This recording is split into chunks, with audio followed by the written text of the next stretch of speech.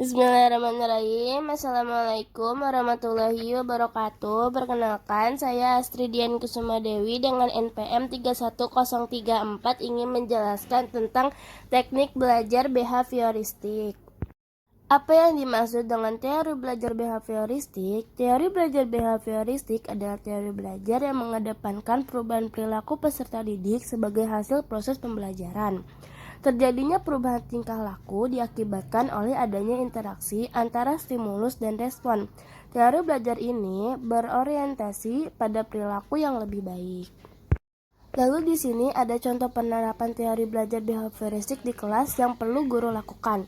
Yang pertama itu, guru harus menyusun materi atau bahan ajar secara lengkap dimulai dari materi sederhana sampai kompleks. Lalu, guru lebih banyak memberikan contoh berupa instruksi selama mengajar. Dan yang ketiga itu, saat guru melihat ada kesalahan, baik pada materi maupun pada siswa, maka guru akan segera diperbaiki. Yang keempat, guru memberikan banyak drilling dan latihan agar terbentuk perilaku atau pembiasaan seperti yang diinginkan. Yang kelima, evaluasi berdasarkan perilaku yang terlihat. Yang keenam, guru dituntut memiliki kemampuan memberikan penguatan atau reinforcement baik dari sisi positif dan negatif.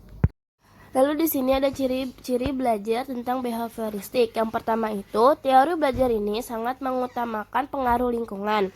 Yang kedua, para penganut teori behavioristik berpendapat bahwa hasil pembelajaran berfokus pada terbentuknya perilaku yang ingin dibentuk.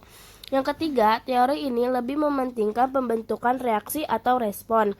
Yang keempat, terlihat dengan jelas teori ini bersifat mekanis. Salah satu contohnya adalah jika melakukan kesalahan maka harus meminta maaf. Yang kelima, menganggap latihan itu adalah hal yang penting dalam proses pembelajaran.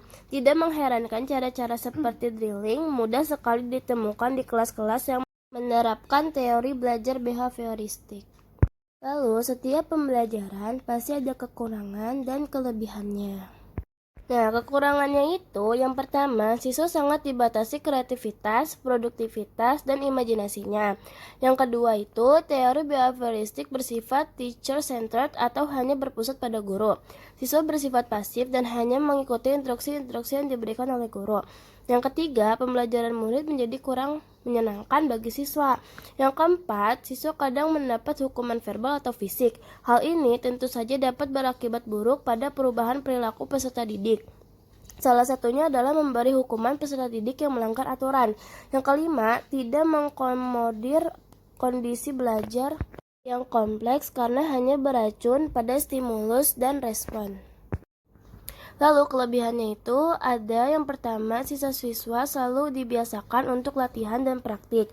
Mereka dilatih untuk memiliki unsur-unsur kecepatan, spontanitas, kelenturan, refleks, dan daya tahan.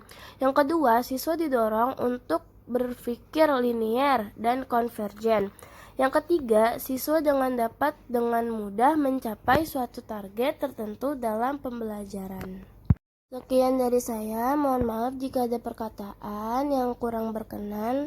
Terima kasih. Wassalamualaikum warahmatullahi wabarakatuh.